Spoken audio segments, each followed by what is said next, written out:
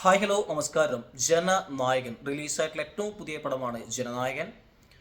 H വിനാണ് സിനിമയുടെ ഡയറക്ടറായിട്ടുള്ളത്. ഇതിൽ അഭിനയിച്ചിരിക്കുന്നത് honourable chief minister of Tamil Nadu C Joseph Vijay. Namitha Baiju ഉണ്ട്, പൂജ ഹെഡ്ജെ ഉണ്ട്, പ്രകാശ് രാജ് ഉണ്ട്, സുനിലുണ്ട്, മലയാളത്തിന് രേവതി ഉണ്ട്. അങ്ങനെ അത്യാവശ്യം കുഴപ്പമില്ലാത്ത വലിയൊരു ക്രൂ ഈ പടത്തിലുണ്ട്. ആദ്യത്തെ ഒരു മണിക്കൂർ 40 മിനിറ്റാണ് ഈ പടത്തിൻ്റെ ഇൻ്റർവെല്ല്. ആദ്യ പകുതി വരെ എനിക്ക് ഭയങ്കര അസഹനീയമായിട്ടുള്ള അനുഭവം. ഫസ്റ്റ് ഹാഫ് ഓരോരുത്തർക്കും ഓരോതായിരിക്കാം.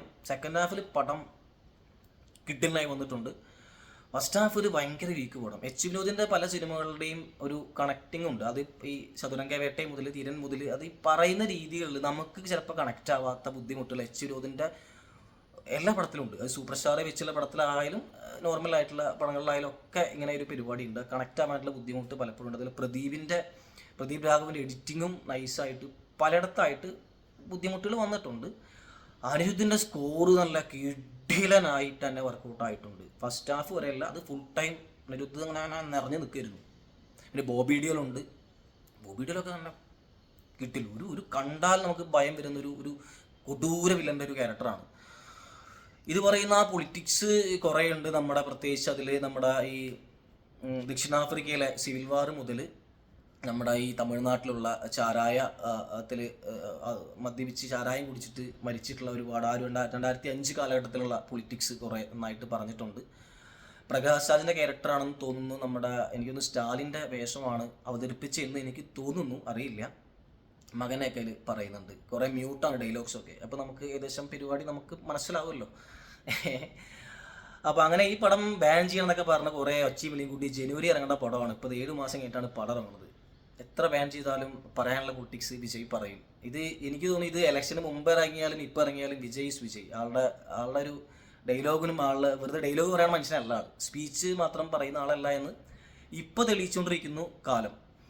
സിനിമയിലോട്ട് വരുമ്പോൾ ഇതിങ്ങനെ പോകുന്നൊരു പകുതിയാണ്. പ്രത്യേകമായി മമിത ബൈജുവിൻ്റെ വിജയുടെ ഒരു വളർത്ത് മകളായിട്ടാണ് മമിത ബൈജു സിനിമയിൽ അഭിനയിച്ചിരിക്കുന്നത്. നല്ല രീതിയിൽ തന്നെ പുള്ളിക്കാരത്തി വന്നിട്ടുണ്ട്.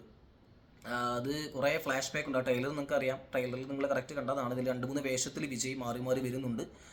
ഒരു പോലീസ് ഓഫീസറായിട്ട് കാണാം, പിന്നെ കുറച്ച് ഒരു വിൻറ്റേജ് മൂഡ് പിടിച്ചിട്ടുള്ള ഒരാളായിട്ട് കാണാം, പിന്നെ വേറൊരു യങ് ആയിട്ടുള്ള ഒരാളായി കാണാം.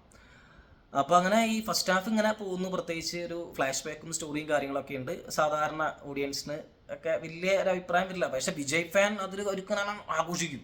കാരണം വിജയുടെ പടം കാണാൻ തന്നെ പോയിട്ടുള്ളൂ. കാരണം 6 മണിക്കാണ് ഈ പടത്തിന് 6 മണിക്ക് ഫാൻ ഷോ ഉണ്ടായിരുന്നത്. വിജയുടെ എല്ലാ പടവും തിയേറ്ററിൽ നിന്ന് ഫസ്റ്റ് ഷോ ഉണ്ടാണ് ഞാൻ. കാരണം എല്ലാ പടവും 6 മണി 7 മണിക്ക് പടം ഉണ്ടാവും. കാരണം ഇത് ഇങ്ങനെ പടമൊന്നും ടി വിയിലൊന്നും കാണാൻ എനിക്ക് പേഴ്സണലി ഇഷ്ടമല്ല. ഇത് ഫാൻസുകാരൊപ്പം അല്ലെങ്കിൽ പോയിട്ട് നമുക്കൊന്ന് എൻജോയ് ചെയ്ത് കാണണം. അവരുടെ ഒരു സെലിബ്രേഷൻ കാണാം. വിജയ് എന്നുള്ളൊരു ആക്ടറുടെ ബിഗ് സ്ക്രീനിൽ പുള്ളിക്കാരൻ നല്ല നിറഞ്ഞെന്ന് കാണാം. അപ്പോൾ അദ്ദേഹത്തിൻ്റെ ലാസ്റ്റ് ഡാൻസ് ആണല്ലോ. അപ്പോൾ അതുകൊണ്ട് തന്നെയാണ് പോയത്.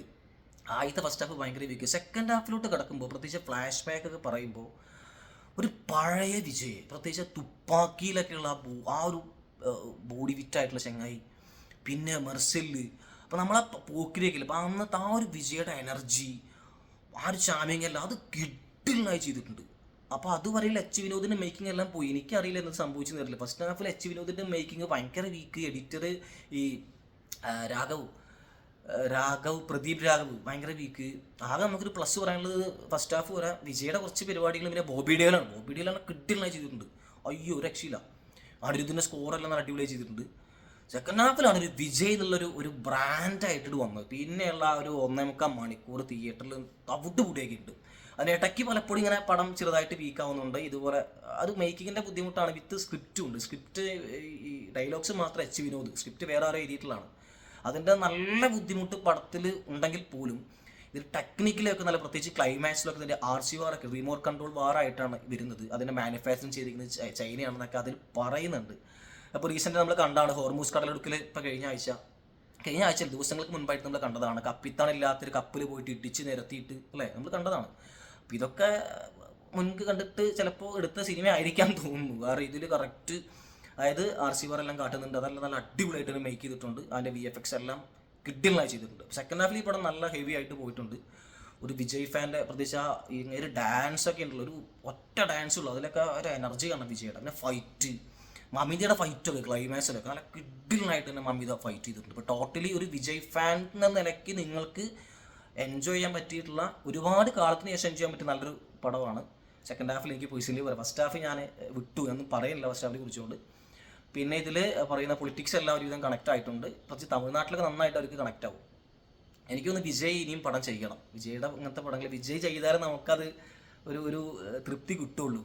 So try to watch Jana Nayagan. നല്ല അത്യാവശ്യം കുഴപ്പമില്ലാത്ത പടമാണ്.